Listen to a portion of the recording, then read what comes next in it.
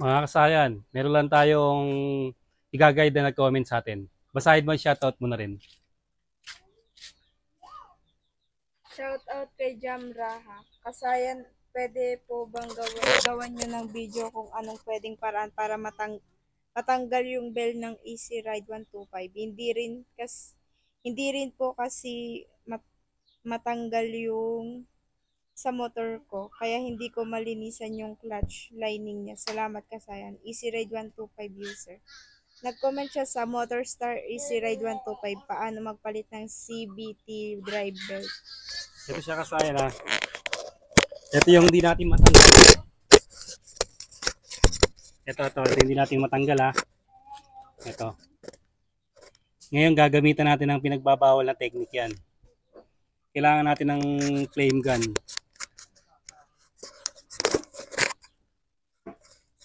Kuha muna kami ng flame gun.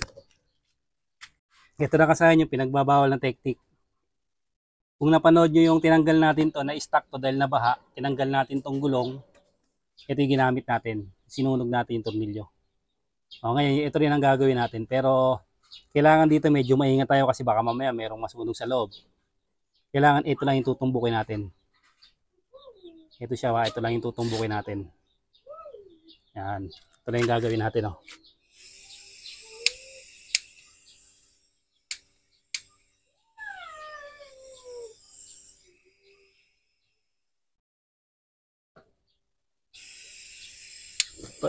Nagbara na yata. Ito. Kita ba yan, Poy? Yan siya ba? Ito, ispatin lang natin kulay ano na yan. Kulay blue to. Ito lang mismo ano Kasi pati yung washer niyan ano na. Stuck na rin, dumikit na rin yan. Papupulayin lang natin yan. So, dito lang tayo tutumbok ha. Kaya medyo mahina lang yung ano natin. Bababad namin to ng 10 to 15 minutes. Babalikan namin kayo. Nasa 7 minutes na tayo. Maglalagay tayo ng oil.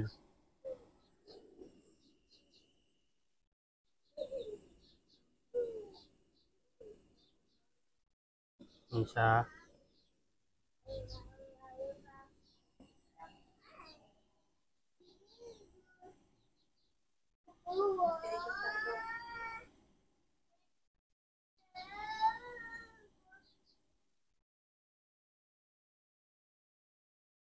Pwede kayo magbaklas ng mainit pero hindi kayo pwede magbalik ng mainit pa yung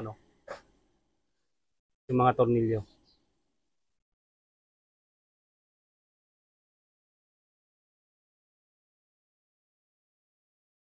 Yan, babad pa tayo. Mga 5 minutes pa.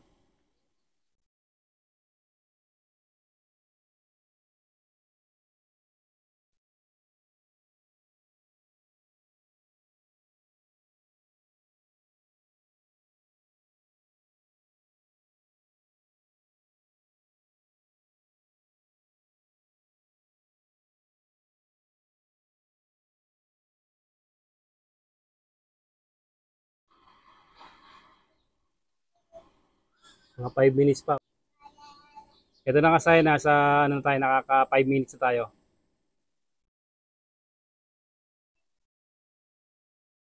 Hindi naman umabot dito. Ganun lang, tutok lang ulit. Babalik ulit tayo mamaya. Ito siya kasayan pag na ano na natin yung kalawang na gising na, ibig sabihin mas malambot na siya. Ngayon kasayan kung wala kayong impact drive, kailangan nyo ng pampigil dito. O kaya yung mga diskarte, yung ganto. Pwede rin tong diskarte.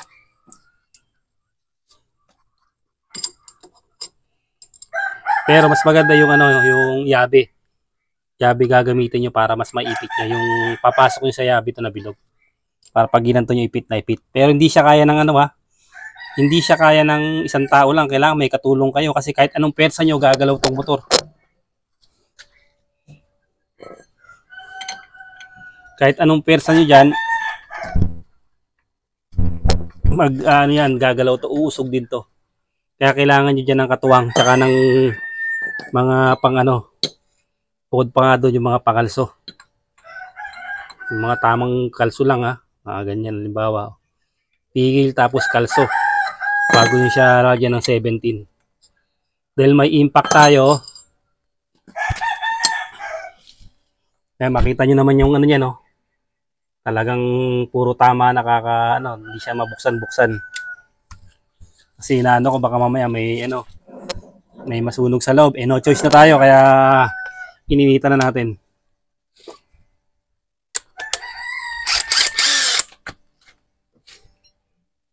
Ito kaya dyan to eh.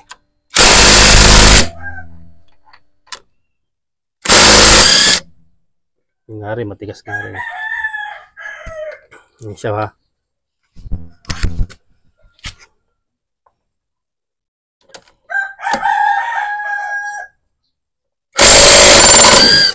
Kasayan.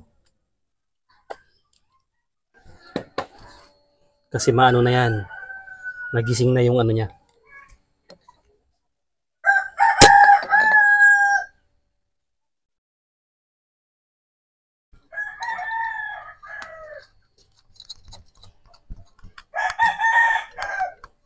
O kaya naman kasayan, pagkatapos yung isang sunugin, para hindi na siya halimbawa wala kayong mga tools pagkatapos yung sunugin, na tunaw nyo yung kalawang, naka-open, mapapatakbo nyo naman yan, kagaya ginagawa natin, tumatakbo siya ng walang cover, dalhin nyo sa shop, patira nyo lang siya, paganto nyo lang. Pag naluwagan na, kayo na maghigpit ng 17 nyo, para kayang-kaya na siyang tanggalin. Kasi ang pagkaganyan, mababaklas na natin yan. Siya. Yung siya kasayan ha. Ito grabe oh. Pansinin nyo naman yung mga kalawang na tindi ng kalawang na yan. Oh. Bali kasayan kung may mga kalawang din sa'yo na ganito. Halimbawa, yung ganito mo, may mga kalawang din, nakatulad nyo na Kasi ito nabaha ito eh. Kung sa'yo naman, di naman nabaha, baka walang ganito. Pag meron kang pangtanggal nito, yung 39 yata ito, pang pinaka o kaya malaking katala, pwede naman siya o vice grip. Kung nakita mo may kalawang na ganito, ang gawin mo, kailangan mo siyang sunugin. Kita ba?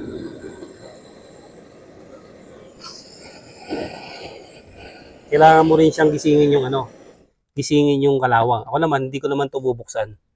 Lilinisin ko lang siya sa gasolida. Tapos lilihain ko lang yung mga kalawang. Ito, madali mo nang tanggalin to. Importante, natanggal na natin yan dito kasi dito yung mahirap tanggalin. Ganun lang muna yung video natin kasayan. Susunod natin kung bakit maingay ito pag pinapaikot. Hanggang dito na lang mga kasayan. Salamat sa panonood.